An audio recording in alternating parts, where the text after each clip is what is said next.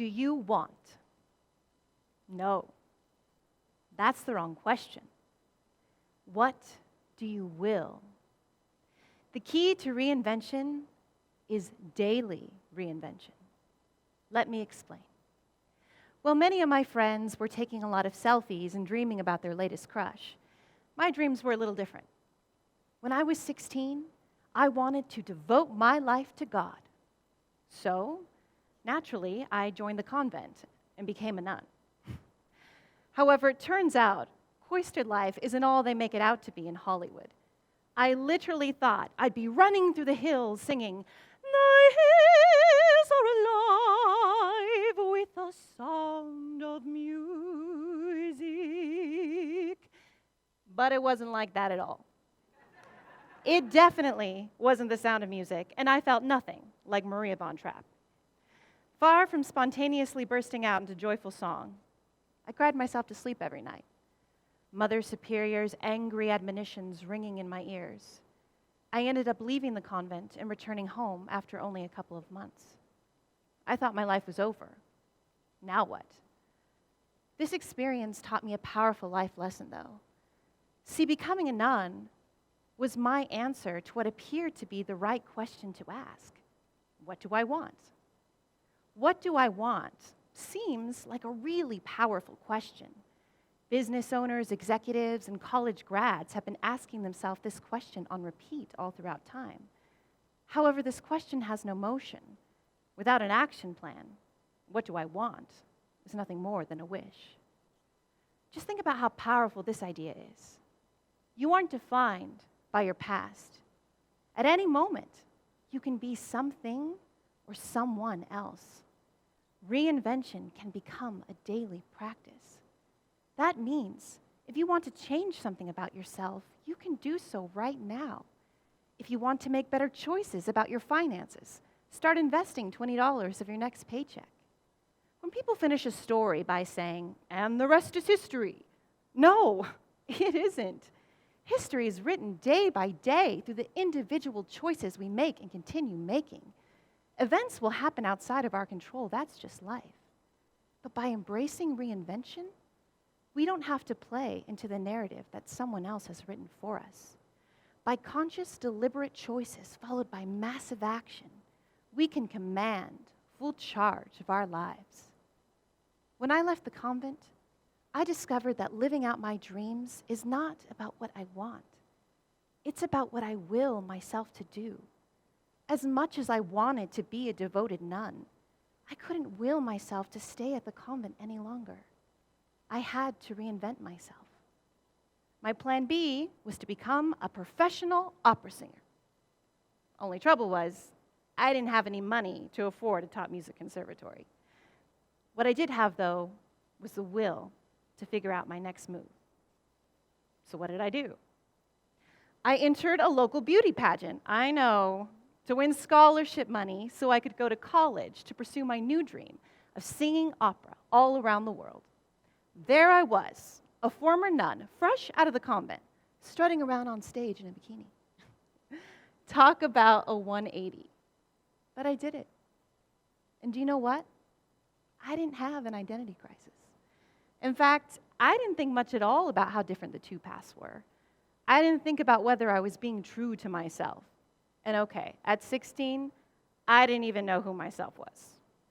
All I knew for sure was that I had a new dream, and I had to become someone different in order to get it. So I did. I changed. I reinvented myself. As John Milton wrote, the mind is its own place, and in itself can make a heaven of hell or a hell of heaven. I chose the former, and it worked. I won this scholarship. I graduated with honors from my dream college, the University of Southern California, and I spent years singing in castles and cathedrals all around the world. I even had a #1 hit single on the classical charts in Europe. By embracing reinvention, I had built my dream life, albeit slightly different than how I first imagined it. But like all dreams, it suddenly and painfully came to an end. When the government refused to renew my visa, my fairy tale life collapsed overnight. I went from having it all to returning to America with nothing but a suitcase and $500 left in my bank account. I was forced to reinvent myself once again. And what would have happened if I would have accepted my fate in that moment and pined about how unjust the world is to poor, starving artists like myself? Well, thankfully, we will never know. But I can tell you what would have not happened. I would not be standing here today on the TEDx stage sharing my story with you. And do I appear to you to be having an identity crisis now? And yet we've been told, don't reinvent the wheel. In other words, you can't have a life where you travel the world, live your dreams, and work for yourself. Don't question what has worked for us. Aha! And suddenly, they are revealing themselves and their true insecurities. But let me ask you, were there any wheels on that first rocket that landed on the moon? No. And are there any wheels on submarines which plunge thousands of feet below the surface of the ocean and open our minds to whole worlds that would otherwise remain completely unknown? See, those who are telling you not to reinvent yourself may be well-meaning, but as long as they can keep you asking, what do I want, instead of what do I will, they can keep you playing small. When they offer platitudes like don't reinvent the wheel, they make reinvention seem out of reach. But it doesn't have to be. All you have to do is resize reinvention. It's all a matter of perspective. We don't have an identity crisis every morning when we wake up, even though every day is a new day. That's because we aren't seeing it as reinvention. But we ought to. How many of you look at your phone first thing in the morning? When you wake up and start your day without giving it another thought, you're letting outside events influence your behavior. In essence, you're giving someone else the power to decide what they want you to see, which products they want you to buy, and they get you to react to external situations they choose to present to you, thus creating your identity for you. But you can push back. You can own your own perspective and resize the reinvention. Own that you get to decide how you want to live your life, what you choose to care about, and what kind of person you will be. And if all of this seems overwhelming, don't worry. That's why the second part of this is to resize reinvention. Take it one day at a time. Make one conscious decision, followed by another, and then another. Perhaps start with setting up screen time on your phone so you don't see any notifications until 10 a.m. If you don't start small, you won't start at all. Resize the overwhelm into manageable steps. You can do this. I don't have an identity crisis every time I reinvent myself because I've been doing it since I was 16.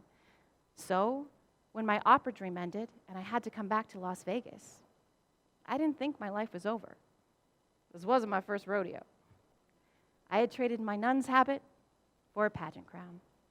I had traded my scholarship for a #1 hit single. And I knew I could trade my professional opera career for whatever came next. What turned out to be next for me was starting my own company, Victorious PR. Now, I didn't know anything about the marketing industry, but that didn't matter. I knew how to reinvent myself. I knew I had to will myself to do whatever it takes to succeed. And it worked. I built my business to 6 figures in the first 9 months. Now, because of the state of the world, a lot of us are feeling forced to reinvent ourselves right now. In fact, many are beginning to refer to this era as the Great Reset. There seems to be a collective recognition that old platitudes like play it safe and color in the lines won't serve us moving forward. This collective awakening is a sign of progress. Although change is imminent, we have full control of our response to it. We can reshape our perspective to the events that happen in our lives. Now, let me clarify. Reinvention isn't a big Hollywood epiphany moment. No, it's a daily choice. You really can reinvent yourself every day. So, if you're ready to join me in resizing reinvention, start with these steps. Step 1, Recognize that each day you make the decision to keep being the person you think you are. You choose to keep putting on the habits and personalities that you think make you, you. But you can decide something different. Your identity isn't fixed. You can wake up tomorrow and make a different choice. Step 2, realize that change is gonna happen whether you want it to or not. But that's not a bad thing. You can accept that change is here and then decide what that means to you. All you have to do is own your own perspective to the events that life throws at you. And step 3, embrace change. Make the decision to lead the change instead of feeling forced to change. As Shakespeare said, there is nothing good or bad, but thinking makes it so. So choose to think that any change you encounter is just life giving you the opportunity to reinvent yourself into something greater than you currently are. Own your own perspective of the situations that life throws at you. My life now as a CEO of my own business isn't that far from my life as a nun. I still expect to spontaneously burst into joyful song. It's just that now I see that as one of the many options that I have. I'm reinventing myself daily. Who knows which adventure I'll will myself on next? What about you? What will you do?